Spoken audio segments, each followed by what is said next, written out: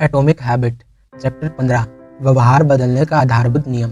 बात 1990 के दशक के उत्तरार्ध की है। स्टीफन लोबिन नामक सार्वजनिक स्वास्थ्य कार्यकर्ता ने नेब्रास्का में अपने गृह नगर मोहामा को छोड़ दिया और कराची पाकिस्तान के लिए एक तरफा टिकट खरीद लिया। कराची दुनिया में सबसे अधिक जनसंख्या वाले शहरों में से एक था। 1998 तक 90 लाख से अधिक लोग यहाँ रहते थे। यह पाकिस्तान का आर्थिक केंद्र और परिवहन हब था, जिसमें कुछ सबसे ज्यादा चहल पहल वाले हवाई अड्डे और बंदरगाह थे।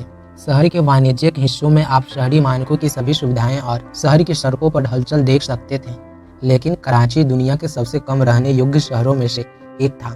कराची के 60% से अधिक निवासी अवैध बस्तियों और झुग्गियों में रहते थे।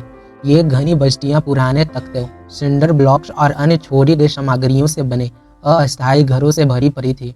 न कूड़ा हटाने की व्यवस्था थी, न बिजली का कोई ग्रिड था, न साफ पानी की आपूर्ति। जब बरसात नहीं होती थी तो सड़कों पर धूल और कचरा फैला रहता था। बरसात होने पर वे सीवेज के गंदे गड्ढे बन जाते थे। स्थिर पानी के पूल में मच्छर पनपते थे और बच्चे कचरे के बीच खेलते थे। गंदगी के हालात ने बड़े पैमाने पर बीमारियों और रोगियों को जन्म दिया। दूषित जल स्रोतों से दस्त, उल्टी और पेट में दर्द की महामारियां हुई।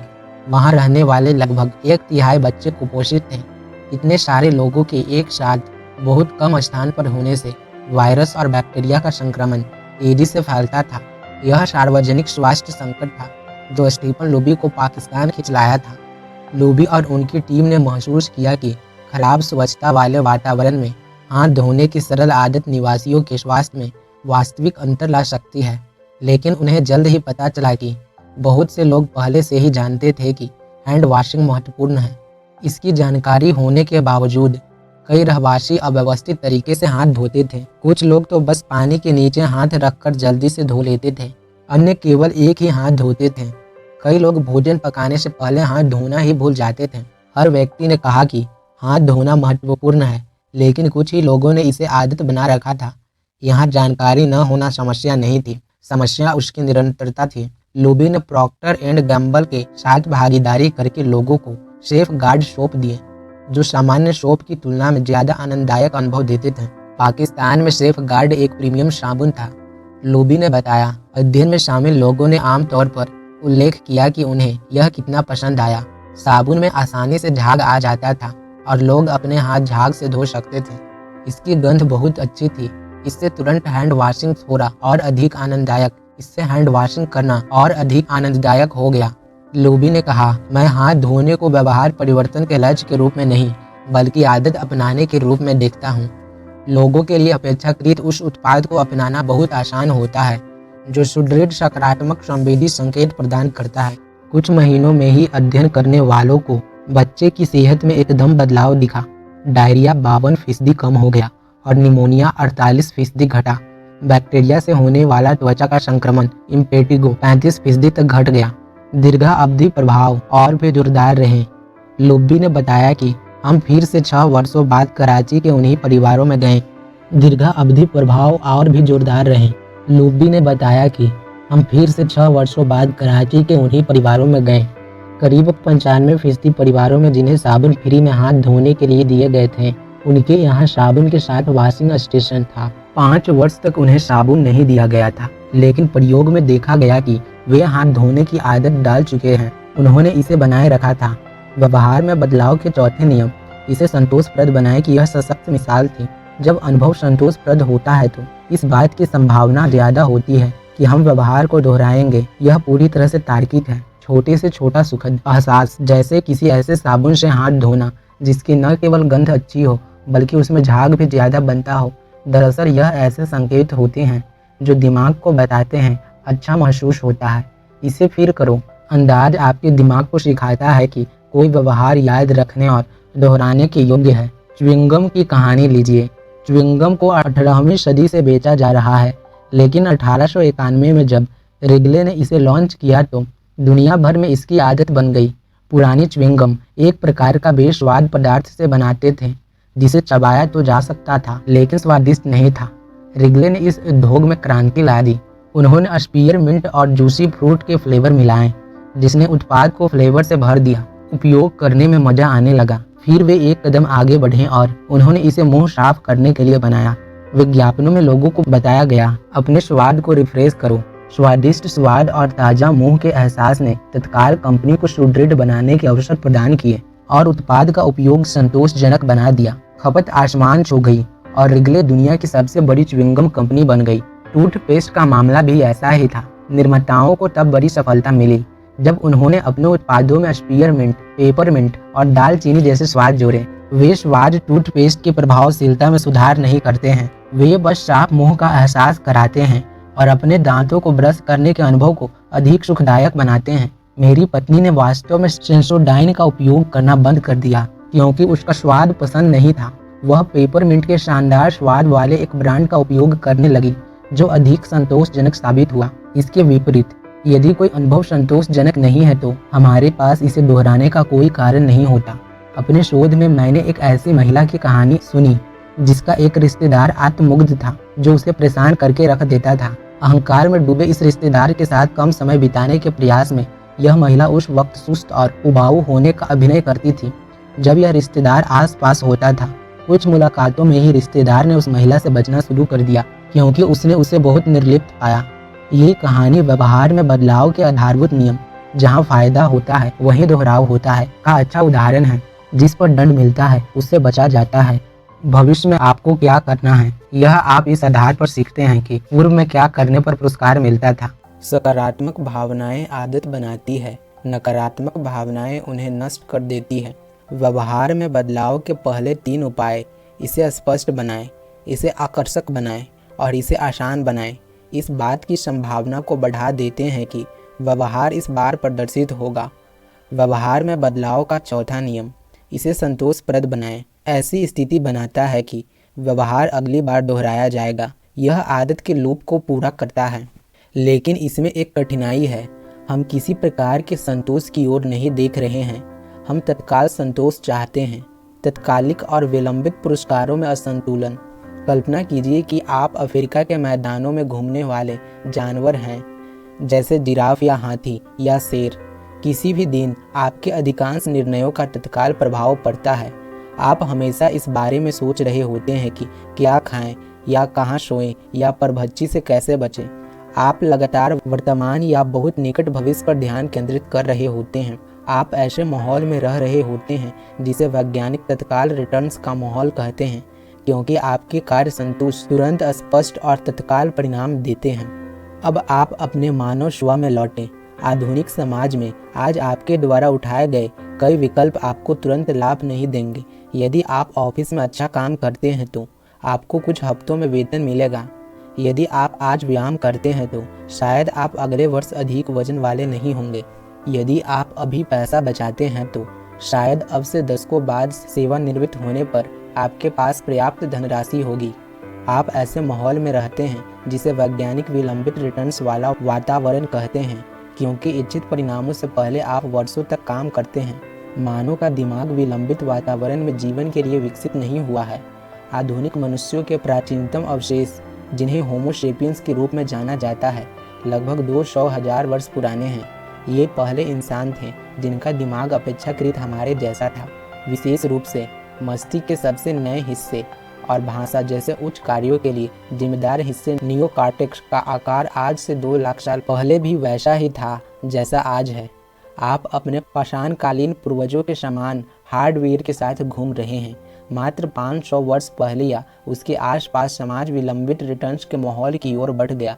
दिमाग की आयु की तुलना में आधुनिक समाज नया है। पिछले 100 वर्षों में हमने कार, विमान, TV, personal computer, internet, smartphone और बायोसिस के उदय को देखा। हाल ही के वर्षों में दुनिया में बहुत बदलाव आया है, लेकिन मानवीय स्वभाव बहुत कम बदला है। अफ्रीकी घास के मैदानों के अन्य जानवरों के समान हमारे पूर्वजों ने भी गंभीर खतरों का जवाब देते हुए दिन बिताए, जैसे अगले वक्त का भोजन जुटाना और तूफान से बचने के लिए आश्रय खोजना। यहाँ तत्काल संतुष्टि को ज़्यादा महत्व देने का मूल्य समझ में आता था, दूर भविष्य का कम महत्व था। और तत्काल रिटर्न्स के माहौल में हजारों पीढ़ियों के बाद हमारे दिमाग लंबी अवधि की बजाय त्वरित लाभ पसंद करने के लिए विकसित हुए। व्यवहार के अर्थशास्त्री इस प्रवृत्ति को समय की असंगतता बताते हैं। इसका मतलब वह है जिस तरीके से आपका मस्तिष्क हर वक्त असंगत तरह से पुरस्कारों का मूल्यांकन करता रहता है। आमतौर पर यह प्रवृत्ति हमें अच्छी लगती है। एक पुरस्कार जो अभी निश्चित है उसका आमतौर पर उससे अधिक मूल्य होता है जो कि सिर्फ भविष्य में संभव है। लेकिन कभी कभी तत्काल संतुष्टि की ओर हमारा पूर्वाग्रह भी समस्याओं का कारण बनता है। कोई व्यक्ति धूम्रपान क्यों करता है जबकि लोगों को पता होता है कि यह फेफड़ों के कैंसर का खतरा बढ़ाता है। कोई क्यों ज़्यादा खाता है जबकि लोग जानते हैं कि यह मोटापे के जोखिम को बढ़ाता है। कोई क्यों असुरक्षित यौन संबंध स्थापित करता है जबकि लोग जानते हैं कि इसका परिणाम यौन संचारित रोग हो सकता है। एक बार जब आप समझ जाते हैं कि दिमाग पुरस्कारों को कैसे प्राथमिकता देता है तो उत्तर स्पष्ट हो जाते हैं। बुरी आदतों के परिणाम में देरी होती है जबकि पुरस्कार तत्काल मिलते हैं। धूम्रपान 10 वर्षों में आपकी जान ले सकता है लेकिन यह तनाव को कम करता है और अभी आपकी निकोटीन की लालसा को कम करता है। लंबे समय में ज़्यादा खाना हानिकारक है लेकिन इस क्षण तो भूख लगी है। विलंबन से प्रतिफल की ओर मानो 10,000 वर्ष पहले तब गया जब किसानों ने कुछ महीने बाद फसल पकेगी इस आशा से फसल उगाना शुरू किया। हालांकि हाल की सर्दियों में हमारा जीवन विलंबन से प्रतिफल की ओर बढ़ा।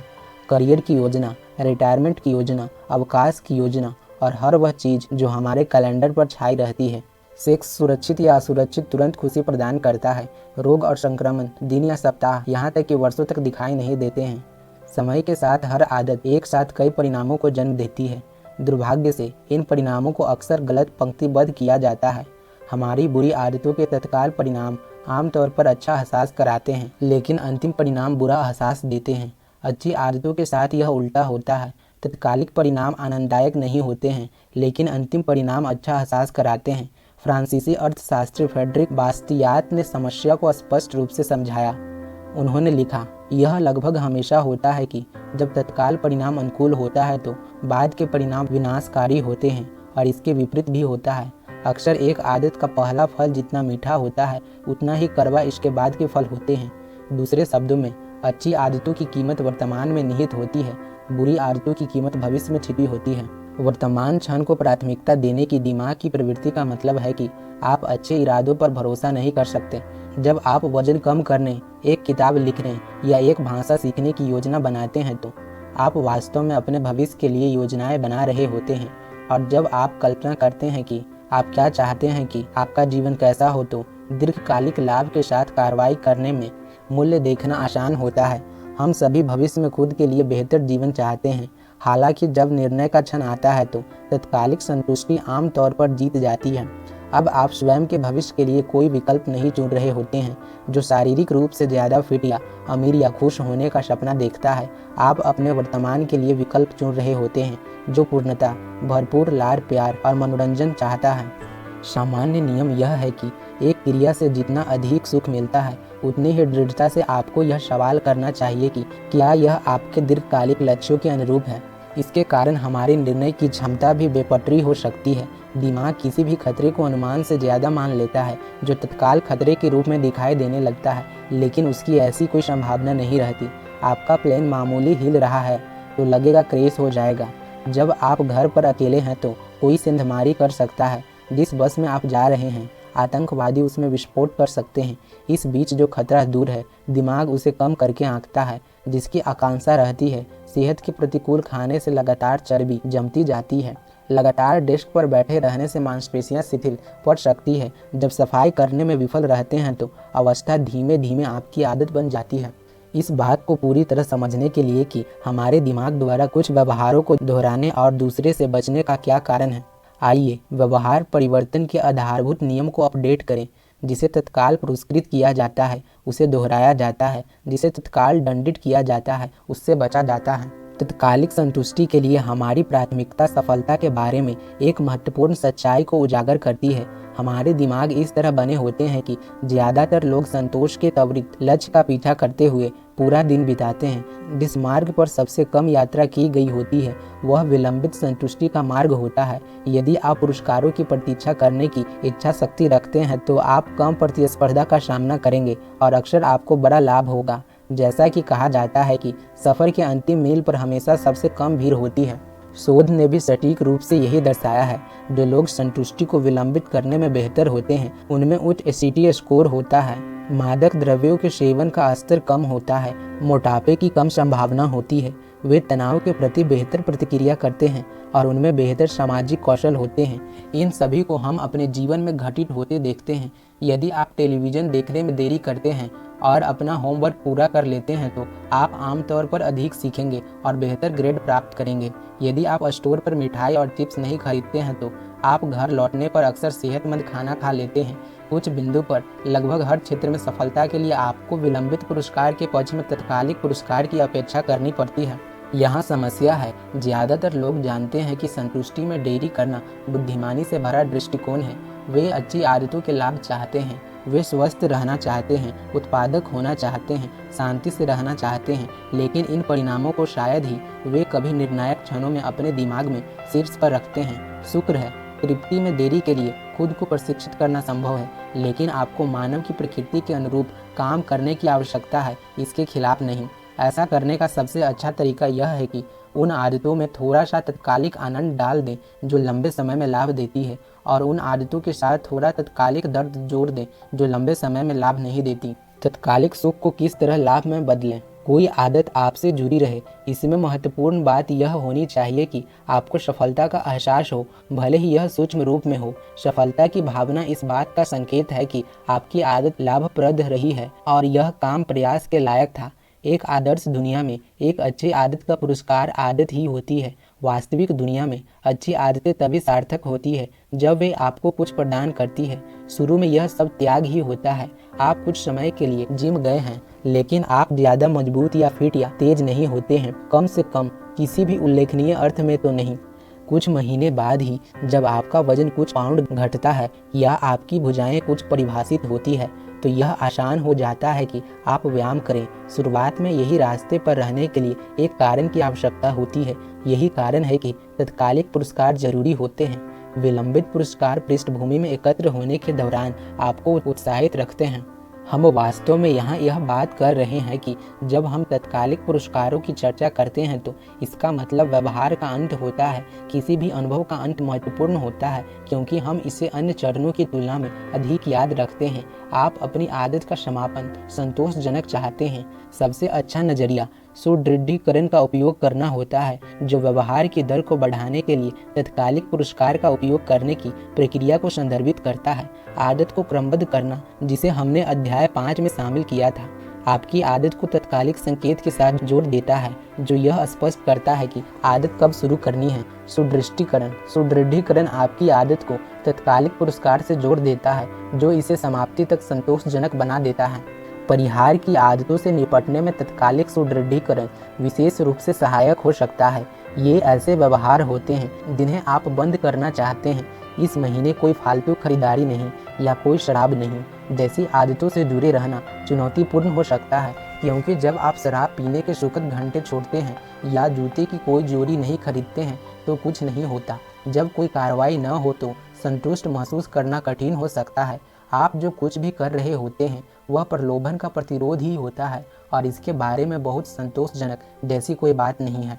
एक हल यह है कि हालात को सिरे से ही बदल दिया जाए। आप परिहार को दृष्टिगोचर बनाना चाहते हैं, एक बचत खाता खोलिए और इसे कोई भी नाम दे दें जो आप चाहते हो, जैसे लेदर जैकेट। जब भी आप खरीदी को टालें तो उतनी ही धनराशि इस खाते में डालते जाइए। सुबह जो कॉफ़ी पीते हैं उसे बंद कर दीजिए। नेटफ्लिक्स भी अगले महीने के लिए टाल दीजिए। $10 निकालिए। यह खुद के लिए निष्ठा का प्रोग्राम तैयार करने जैसा है। तत्कालिक पुरस्कार यह है कि आपने अपनी ही जैकेट के लिए पैसा बचा लिया। आपको अधिक चीज़ों के लिए वंचित भी नहीं रहना पड़ा। आप कुछ नहीं करने के लिए इसे संतोषप्रद बना रहे हैं।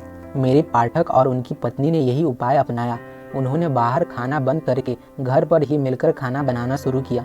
उन्होंने अपने बचत खाते को ट्रिप टू यूरोप नाम दिया। जब भी वे बाहर खाना खाने नहीं जाते थे तब वे $50 खाते में डाल देते थे। उन्होंने वर्ष के अंत तक अवकाश के लिए पैसा बचा लिया था। ध्यान देने योग्य बात यह है कि उन अल्पकालिक पुरस्कारों का चयन करना महत्वपूर्ण होता है जो आपकी पहचान को सुदृढ़ करते हैं, बजाय इसके लिए कि इनका आपको पहचान के साथ टकराव हो। यदि आप अपना वजन कम करने या अधिक किताबें पढ़ने की कोशिश कर रहे हैं तो एक नया जैकेट खरीदना ठीक रहता है, लेकिन यदि आप बजट बनाने और पैसे बचाने की कोशिश कर रहे हैं तो यह काम नहीं करेगा। इसके बजाय बबल बाथ लेना या आराम से टहलना अपने आप को खाली समय के साथ पुरस्कृत करने के अच्छे उदाहरण हैं, जो आपकी अधिक स्वतंत्रता और वित्तीय स्वतंत्रता के अंतिम लक्ष्य के अनुरूप है। इसी तरह यदि व्यायाम करने के लिए आपका पुरस्कार एक कटोरी आइसक्रीम खाना है तो आप परस्पर विरोधी पहचान के लिए वोट डाल रहे हैं और इसका अंत प्रयास भूल जाना होता है। इसके बजाय शायद आपका पुरस्कार एक मालिश है, तो यह लग्जरी और आपके शरीर की देखभाल दोनों के लिए वोट है। अब अल्पकालिक पुरस्कार स्वस्थ व्यक्ति होने की आपकी दीर्घकालिक दृष्टि के अनुरूप है। आखिरकार जैसे जैसे अच्छी भाव दशा, अधिक ऊर्जा और कम तनाव वाले आंतरिक पुरस्कार घर करने लगते हैं, वैसे वैसे दूसरे पुरस्कार की ओर जाने की चिंता नहीं करते। पहचान खुद सुदृढ़ होने लगती है। आप उसे करते हैं क्योंकि आप वही हैं और ऐसा होना आपको अच्छा महसूस कराता है। आदत जितनी आपके जीवन का अंग बनाती जाएगी, उसके अनुसरण के लिए आप बाहर से कम प्रोत्साहन बटोरेंगे। प्रोत्साहन आदत को शुरू करा सकते हैं, पहचान आदत को चलने देती है। ऐसा कहा गया है कि साक्ष्य के एकत्र होने और किसी नई पहचान के उभरने में समय लग जाता है। तत्कालिक सुदृढ़ीकरण से उस वक्त अल्पा अवधि में प्रेरणा बनी रहती है जब आप लंबे समय के बाद पुरस्कार मिलने की प्रतीक्षा कर रहे होते हैं। सारांश में कहा जाए तो किसी आदत के अस्थायी होने के लिए उसका सुखद होना जरूरी होता है। इसमें सुदृढ़ीकरण के मामूली प्रयास भी मायने रखते हैं, जैसे ज़बरदस्त खुशबू वाला साबुन या रिफ्रेशिंग मिंट फ्लेवर वाला टूथपेस्ट या $50 अपने बचत खाते में जाते देखना। इससे तत्काल सुख मिलेगा और आप आदत को खुशी से करेंगे। जब भी बदलाव सुख दे रहा होता है तो वह सरल होता है। अध्याय का सार व्यवहार में बदलाव का चौथा नियम है, इसे संतोषप्रद बनाएं। जब भी अनुभव संतोषप्रद रहता है तो हम उस व्यवहार को दोहराना चाहते हैं। मनुष्य का दिमाग देर से मिलने वाले पुरस्कार की बजाय तत्कालिक पुरस्कारों को वरीयता देने के हिसाब से विकसित हुआ है। व्यवहार में परिवर्तन का आधारभूत नियम, जो भी तत्काल मिल रहा है वह दोहराया जाता है। जिसमें तत्काल में कुछ नुकसान है तो उसकी अनदेखी होती है।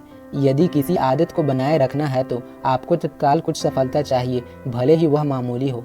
व्यवहार में बदलाव के पहले 3 नियम, इसे स्पष्ट बनाएं, इसे आकर्षक बनाएं और इसे आसान बनाएं। इनसे इस बात की संभावना बढ़ जाती है कि कोई व्यवहार इस बार अपनाया ही जाएगा।